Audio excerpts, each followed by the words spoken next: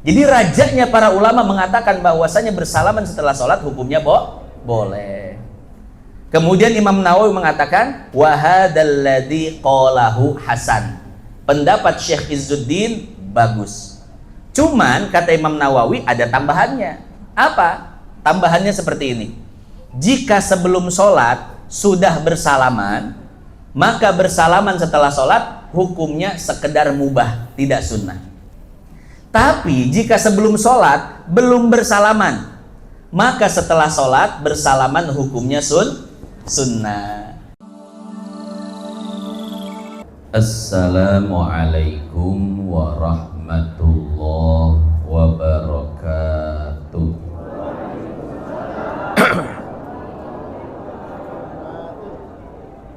Ila hadratin nabiyil mustafa sallallahu alaihi wasallam, thumma ila ruhil imam syekhil islamil arifillah anna allaha yu'ali darajatihi fil jannah wa yanfa'una bi asrarihi wa anwarihi wa ulumihi wa nafahatihi fid din wad dunya wal akhirah. Syai'un lillahi lahul fatihah. A'udzu billahi minasy syaithanir rajim. Bismillahirrahmanirrahim. Alhamdulillahi rabbil alamin. Ar-rahmanir rahim. Maliki yaumiddin.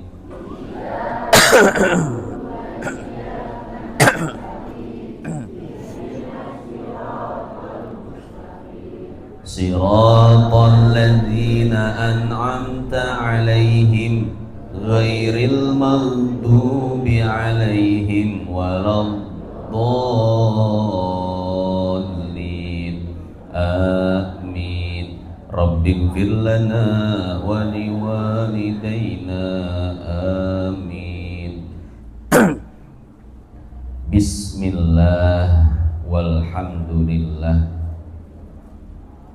Wassalatu wassalamu ala rasulillah Muhammad bin Abdillah wa ala alihi wa sahbihi wa mawala. Qala ta'ala yarfa'illahu alladhina amanu minkum walladhina utul ilma darajat. Wa qala an-nabiyyu sallallahu alaihi wasallam man salaka tariqan yaltamisu fihi ilman sahhalallahu lahu bihi tariqan ilal jannah. Yang saya hormati dan saya muliakan segenap hadirin wal hadirat jamaah Majlis Taklim Aisyah Basuni, wabil khusus sahibil majlis, orang tua kita Bapak Haji Omin dan Ibu Hajjah Kokom beserta keluarga. Kita doakan mudah-mudahan beliau semua beserta seluruh anak cucu mantunya dimudahkan segala urusannya, ditambah-tambah keberkahannya, anak cucunya menjadi anak-anak yang soleh dan solehah ya Rabbal Alamin. Yang sama-sama kita hormati dan kita muliakan guru kita Ustadz Haji Basit, Ustadz Hashim, Ustadz Uye, dan guru-guru yang lainnya. Orang tua kita Bapak Haji Kasim, Bapak Haji Muin, Bapak Haji Ooy, dan para orang tua yang lainnya yang mohon maaf tidak bisa disebutkan satu persatu namanya. Bapak-bapak, ibu-ibu, dan segenap kaum remaja yang mudah-mudahan dengan berkumpulnya kita di pagi yang mulia ini, di pagi yang sebetulnya enak kekedengan, enaknya gogoleran, betul ya Bu ya? Di pagi yang sebetulnya enaknya olahraga ke Meikarta, banyak cindo kalau kata bapak-bapak. Tapi kita tinggalkan itu semua semata-mata untuk menjalankan salah satu kewajiban kita, yaitu menuntut ilmu. Mudah-mudahan dengan hadirnya kita di pagi yang mulia ini, Allah Subhanahu wa Ta'ala ampuni dosa-dosa kita, dikabulkan segala hajat-hajat kita, baik hajat dunia maupun hajat akhirat. Amin ya rabbal alamin. Bapak Ibu yang dimuliakan Allah, pada kesempatan kali ini kita akan melanjutkan kajian tentang bersalaman. Pada kesempatan sebelumnya kita sudah bahas bagaimana hukum mencium tangan, baik tangan guru, tangan orang tua, tangan orang yang lebih tua, dan lain sebagainya. Kita sudah bahas. Kesimpulannya bagaimana? Kesimpulannya bahwa mencium tangan guru, ustadz, kiai, dan lain sebagainya, dan orang-orang yang memiliki kemuliaan dalam agama, hukumnya boleh. Sebagaimana hadis riwayat Imam Tirmidzi dan riwayat Imam Abu Daud yang sudah kita jelaskan. Begitu pula komentar-komentar para ulama seperti Syekh Al-Mubarakfuri di dalam kitabnya Tuhfatul Ahwazi Syarah Sunan Tirmidzi, komentar Syekh Muhammad bin Shalih Al-Utsaimin di dalam Syarah Riyadhus Shalihin, komentar Syekh Fairuz Abbadi di dalam kitabnya Aunul Ma'bud Syarah Sunan Abi Daud, dan ulama-ulama yang lainnya. Dan pada kesempatan kali ini kita masih membahas tentang salaman, cuman ini lebih umum aja. Ada 3 poin yang ingin saya sampaikan. Pertama, keutamaan bersalaman. Yang dimaksud bersalaman di sini berjabat tangan ya, bukan mengucapkan salam. Yang kedua, bersalaman dengan lawan jenis, laki-laki, perempuan berjabat tangan. Kira-kira bagaimana hukumnya?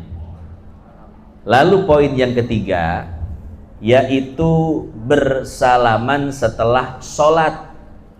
Salah satu tradisi di kita setelah melaksanakan sholat, kita bersalaman dengan orang yang ada di sisi kanan dan di sisi kiri kita, betul ya? Bahkan sebagian kita berdiri dan membuat barisan, Sallallahu ala Muhammad Sallallahu alaihi wasallam. Kira-kira bagaimana hukum bersalaman setelah sholat? Boleh atau tidak? Bismillahirrahmanirrahim wae. Bapak Ibu yang dimuliakan Allah, kita masuk poin yang pertama, yaitu keutamaan bersalaman. Lihat di dalam hadis riwayat Imam Abu Daud dan hadis riwayat Imam Tirmidzi. Kata Nabi, ma min muslimaini yaltaqiyani fayatasofahani. Tidaklah 2 orang muslim bertemu lalu saling berjabat tangan. Kayak gini nih, langsung berjabat tangan. Sama Bang Karni kedua kalinya ini nih. Tidaklah 2 orang muslim bertemu lalu saling berjabat tangan, illa ghufira lahuma qabla an yaftariqa, kecuali dosa keduanya diampuni oleh Allah sebelum mereka berpisah. Hadis riwayat Imam Abu Dawud dan Tirmidzi. Jadi hadirin wal hadirat jamaah yang dimuliakan Allah, keutamaan berjabat tangan adalah dapat menggugurkan dosa. Cuman kata Nabi, berjabat tangan dianjurkan ketika awal bertemu.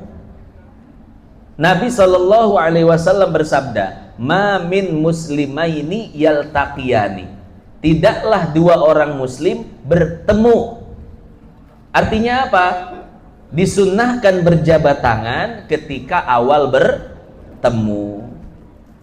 Kalau kita sudah ngobrol sebelumnya, kemudian kita ingin kembali ke rumah masing-masing, maka setelah itu tidak sunnah untuk bersalaman. Jadi langsung pulang aja, nggak apa-apa. Cuman walaupun tidak sunnah, hukumnya boleh. Itu kan kebiasaan kita ya. Ketemu salaman, mau pulang salaman. Nah, yang sunnah itu cuman di awal saja. Adapun salaman, pamit pulang itu tidak sunnah, tapi hukumnya sekedar boleh. Apa konsekuensinya? Konsekuensinya, jika hukumnya sunnah, maka yang melakukannya dapat pahala. Tapi jika hukumnya sekedar boleh, maka tidak dapat pahala. Itu konsekuensi hukumnya ya. Nah, jadi seperti itu. Bersalaman itu hanya saat awal bertemu. Kemudian poin yang kedua, bersalaman dengan lawan jenis, laki-laki, perempuan, bukan mahram, tidak halal. Kemudian berjabat tangan, bersentuhan kulit, bagaimana hukumnya? Bisa dilihat di dalam hadis riwayat Imam Tabrani di dalam Al-Mu'jamul Kabir. Apa kata Nabi? Li'an yut'ana fi ra'si ahadikum bimikhyatin min hadid. Sungguh, bila kepala seseorang di antara kalian ditusuk dengan jarum yang terbuat dari besi. Kepala ditusuk jarum besi, Bapak Ibu, kira-kira sakit atau tidak? Bukan cuman sakit, bisa menyebabkan pendarahan, bahkan bisa menyebabkan kematian. Tapi kata Nabi, khairun lahu min an yamassam ra'atan la tahillu lahu. Itu lebih baik baginya daripada menyentuh seorang wanita yang tidak halal baginya. Artinya apa? Dosa bersentuhan kulit antara lawan jenis lebih besar dan lebih menyakitkan siksanya di akhirat nanti daripada engkau sekedar ditusuk jarum besi di kepalamu. Kata Pak Haji Sukri, mun jeung bencong kumaha? Ih, daek ente ieu mah. Azab lagi moal daek, moal daek. Komodi aya azab teh ya. Ya. Mungkin pertanyaan Pak Haji Sukri kieu Bapak Ibu, tat kumaha mun bencongna geulis? Leuwih geulis ti pamajikan uing. Ya. Jadi Bapak Ibu yang dimuliakan Allah, berkaitan dengan transgender bencong, maka salamannya tidak haram karena dilihat dari hukum asalnya. Hukum asal transgender bencong apa? Laki-laki kan? Maka kita ketika bersalaman dengan bencong transgender sama saja kita bersalaman dengan laki-laki. Cuman syaratnya satu, jangan nafsu, jangan syahwat. Kumaha Pak Haji, syahwat teh ka bencong? Seuri Pak Haji. Ya, amun teu diberenya homa meureun nya. Nah, Bapak Ibu yang dimuliakan Allah, itulah hadis riwayat Imam Tabrani di dalam Al-Mu'jamul Kabir. Hadis ini kata para ulama memberi isyarat bahwasanya bersentuhan kulit dalam konteks ini berjabatan tangan antara laki-laki dan perempuan bukan mahram, tidak halal, maka hukumnya haram, tidak boleh. Makanya PR kita itu, kita harus tahu mana mahram kita dan mana yang bukan mahram kita. Coba Bapak Ibu, mahram definisinya apa? Mahram itu man haruma alaihi nikahuhu, orang yang haram dinikahi olehnya. Itu definisi mahram. Cuman di Indonesia mahram itu bahasanya apa? Muhrim ya. Padahal yang betul tuh mahram, bukan muhrim. Kalau muhrim itu adalah orang yang sedang ihram haji atau ihram umroh. Ya, itu namanya muhrim. Sedangkan saudara yang tidak boleh kita nikahi namanya Nah, jadi definisi mahram adalah orang yang haram kita nikahi. Siapa aja Bapak Ibu mahram kita? Orang tua, anak, saudara perempuan, paman, bibi, uwa, dan lain sebagainya. Itu dibahas di dalam kitab-kitab fikih. Salah satunya kitab Matan Abi Syuja dan kitab Al-Miftah Liba bin Nikah. Cuman kita nggak bahas itu, ya. Kita akan bahas, maksudnya tidak membahas secara rinci, kita akan bahas secara sekilas saja, ya. Jadi yang menjadi mahram kita adalah orang tua kita, baik ayah ataupun ibu. Kemudian nenek kakek kita ke atas. Yang kedua yaitu anak kita, baik anak laki-laki atau perempuan. Ini pada konteksnya masing-masing ya. Kalau bapak berarti anak perempuan, ibu berarti anak laki-laki beserta seluruh keturunannya. Kemudian adik dan kakak kita. Kita punya adik perempuan, kakak perempuan, adik kandung atau adik tiri, semuanya adalah mahram kita. Bagaimana dengan adik ipar? Kira-kira adik ipar mahram atau bukan? Hadirin jamaah yang dimuliakan Allah, adik ipar bukan mahram kita. Berarti adik ipar itu boleh kita nikahi. Cuman dengan syarat, jika hubungan pernikahan kita dengan kakaknya sudah selesai. Kita punya istri, nauzubillah. Tapi jangan kita dicontohnya. Ada orang punya istri, kemudian istrinya meninggal dunia, lalu dia menikah dengan adiknya istri atau menikah dengan adik iparnya. Bahasa kitanya apa?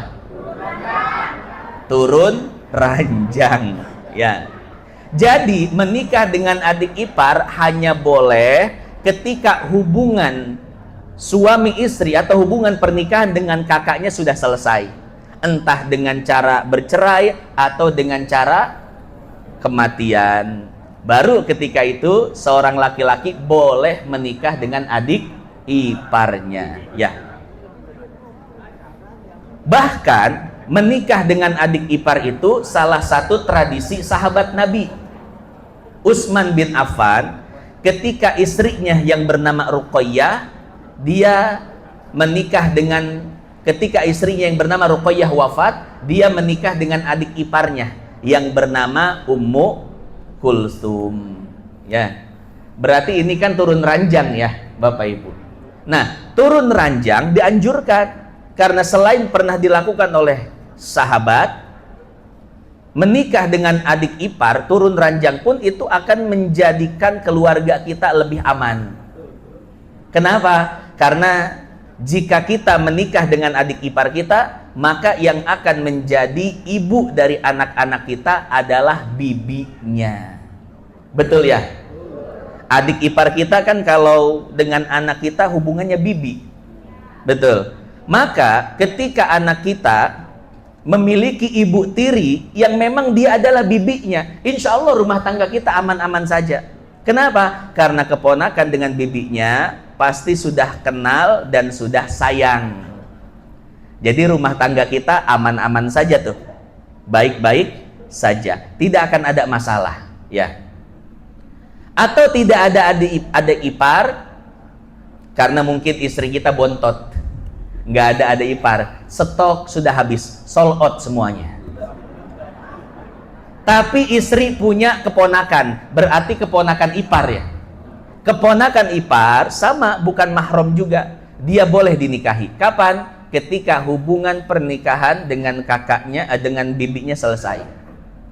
Seseorang istrinya meninggal dunia, kemudian dia menikah dengan keponakan istrinya. Itu boleh, bahkan dianjurkan. Sayyidina Ali bin Abi Thalib, ketika istrinya yaitu Fatimah Zahra wafat, maka beliau menikah dengan keponakan Fatimah. Siapa?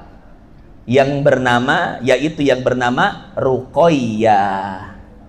Jadi Sayyidina Ali menikah dengan keponakan iparnya, Ruqayyah.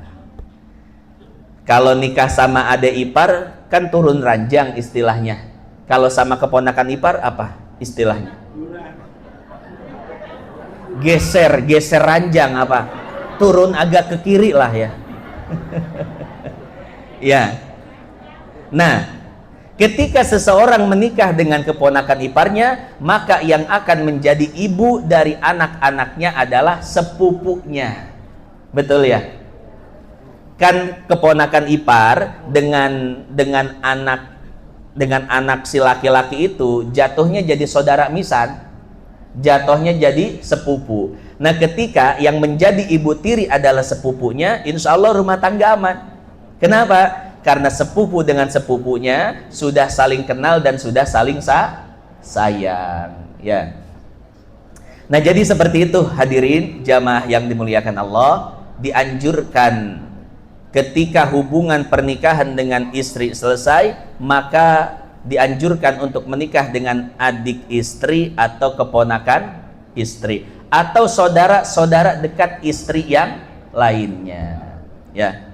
Kenapa? Karena selain itu tradisi sahabat itu pun memberikan hikmah yang luar biasa untuk keluarga kita.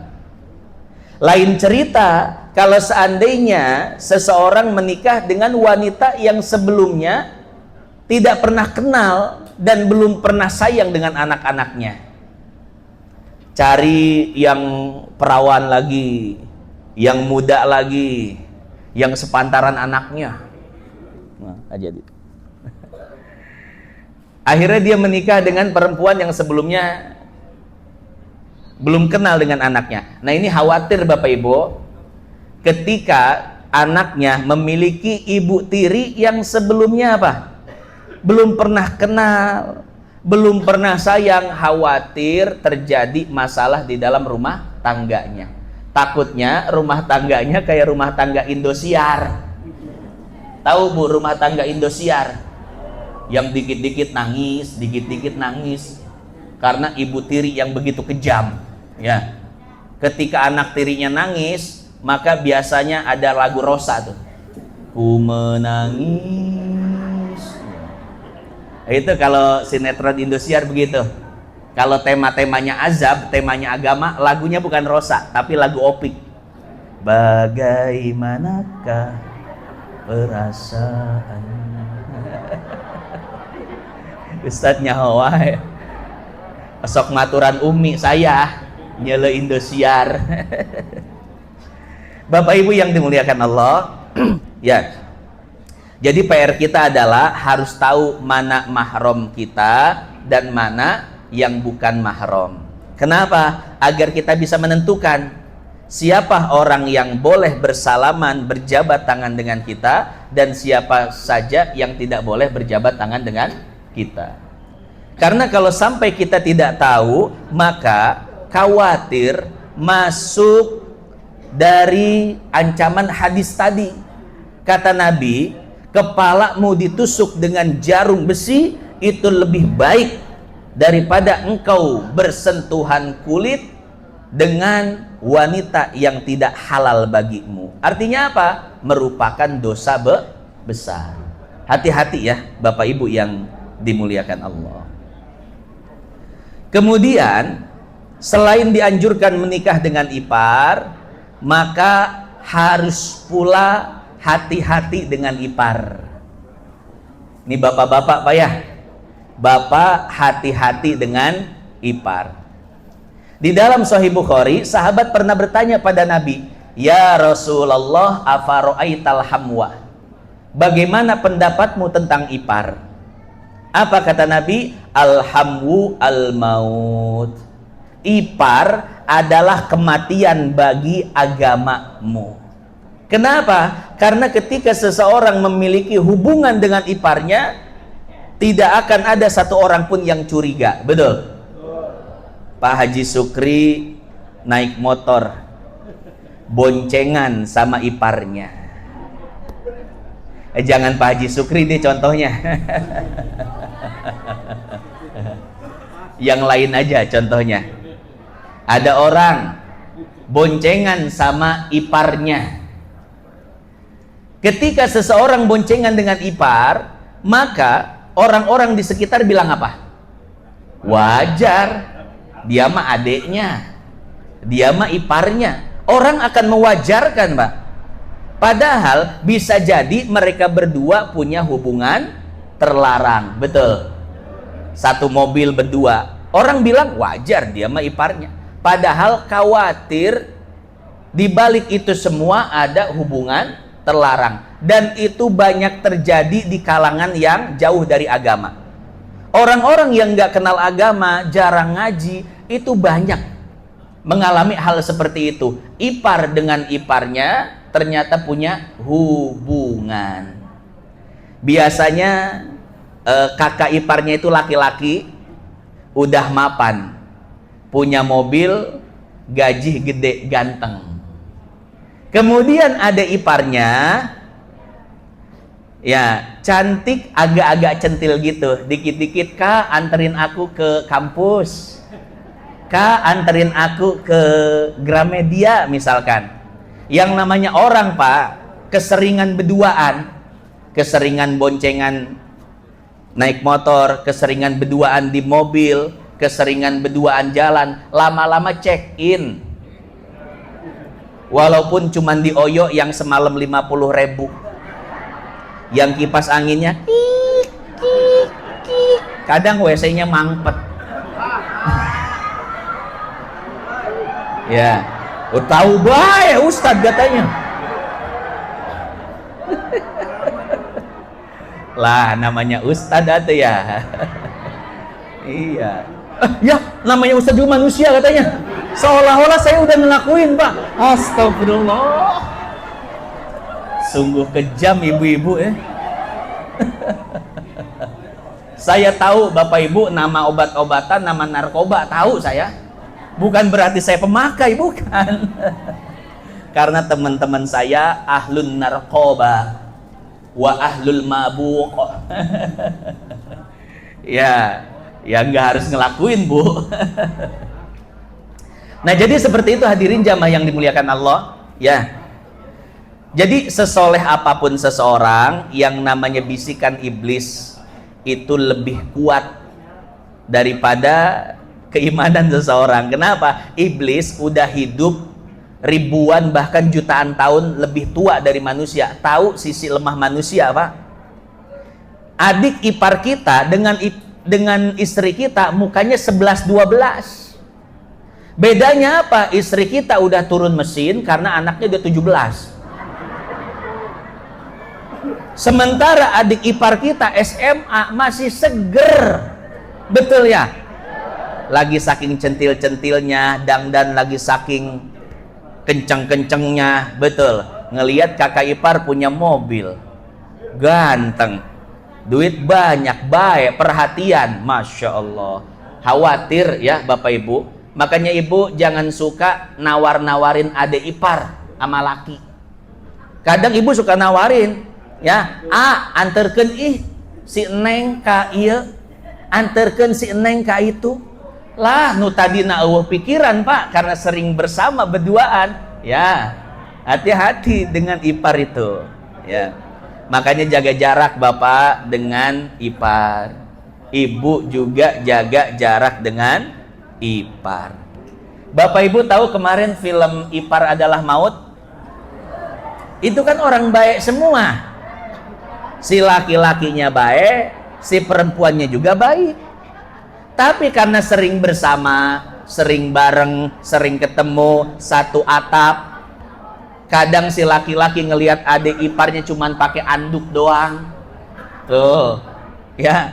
Akhirnya apa? Lama-lama tergoda, muka sama dengan istri 11-12. Kemudian adik ipar, ya masih bisa dibilang ya belum di unboxing lah ya. Masih seger. Itu bisikan-bisikan setan seperti itu Bapak Ibu. Mungkin Bapak Ibu ngedengernya ih jijik, jengah. Tapi di kalangan orang yang gak ngaji banyak kejadian. Setiap pembahasan seperti ini pasti jamaah ada yang ngadu pada saya. Pak Ustadz, kejadian di tempat saya. Pak Ustadz, kejadian di tempat saya. Yang lebih parah Pak Ustadz, kejadian di tempat saya antara menantu dan mertuanya. Kade dah. Ya. Mungkin sebagian kita nggak kegambar Pak, karena mungkin sebagian kita menggambarkan mertua itu nggak sekolot, pareot, susu nagengges, aduh aing geus teu beuki lah, teu beuki itu nama.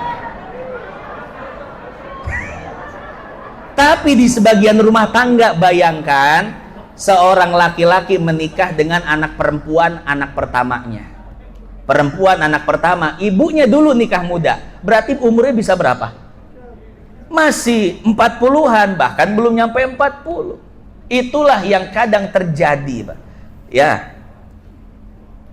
Saya dengar pengaduan ini awal shock, lah kok bisa menantu dengan mertuanya? Ternyata kejadian. Sampai-sampai mungkin karena banyaknya kejadian, akhirnya difilmin. Tahu filmnya? Apa judulnya itu? Yang mertuanya itu Wulan Guritno. Ya. Akhirnya ada yang komen, pantes lah selingkuh sama mertuanya Wulan Guritno. Mun mertua aing mah ih aing moal pisan aya cenah. Ya. Jadi seperti itu ya. Dengan mertua ya mahram kita, mahram abadi selamanya. Walaupun nauzubillah kita sudah cerai dengan istri kita, tapi yang namanya mertua itu tidak ada bekasnya. Mertua mahram abadi selamanya. Nggak boleh menikahi mertua Pak setelah selesai dengan anaknya. Ya. Nah, cuman hati-hati yang namanya bisikan setan dan lain sebagainya. Apalagi mertuanya, kan sebagian ada tuh yang mertuanya lebih cakep dari istrinya. Ada ya. Nah, yang namanya setan Pak. Kita ini lagi ngomongin godaan setan, tipuan setan, bisikan setan yang begitu dahsyat. Maka hati-hati ya. Cuman dengan mertua hukum asalnya boleh ngobrol berdua, cium tangan, cipika-cipiki sama mertua ya. Cuman kalau ada indikasi-indikasi yang ke arah sana, perlu ada kekhawatiran dan perlu ada jarak antara menantu dan mertuanya. Hadirin jamaah yang dimuliakan Allah, maka PR kita harus tahu mana mertua, mana mahram dan mana yang bukan mahram. Nah, itulah poin ketiga yang ingin saya sampaikan pada kesempatan kali ini. Jadi ada 3 poin yang sudah disampaikan. Pertama, keutamaan bersalaman. Kedua, bersalaman dengan lawan jenis. Dan yang ketiga, bersalaman baru 2 ya? Baru 2. Satu lagi terakhir, padahal waktu udah habis ini. Terakhir saya singkat saja. Bersalaman setelah sholat. Salah satu tradisi kita setelah sholat, tengok kanan salaman, tengok kiri salaman, betul ya? Apakah ada tuntunannya? Maka Bapak Ibu bisa lihat di dalam Fatwa Al-Imam An-Nawawi yang disebut dengan Al-Masail Al-Manthurah, atau di dalam kitab Al-Adhkarnya. Di dalam Al-Fatawa, Imam Nawawi menyebutkan bahwa bersalaman yang menjadi tradisi setelah sholat subuh dan setelah sholat asar hukumnya boleh dan termasuk dari bid'ah yang mubah. Kemudian Imam Nawawi mengatakan bahwasanya ini adalah pendapat Syekh Izzuddin bin Abdissalam. Siapa Syekh Izzuddin bin Abdissalam? Syekh Izzuddin bin Abdissalam adalah seorang ulama dari Mesir yang mendapatkan julukan Sultanul Ulama, rajanya para ulama. Jadi rajanya para ulama mengatakan bahwasanya bersalaman setelah sholat hukumnya boleh. Kemudian Imam Nawawi mengatakan wa hadzal ladzi qalahu hasan. Pendapat Syekh Izzuddin bagus. Cuman kata Imam Nawawi ada tambahannya. Apa? Tambahannya seperti ini.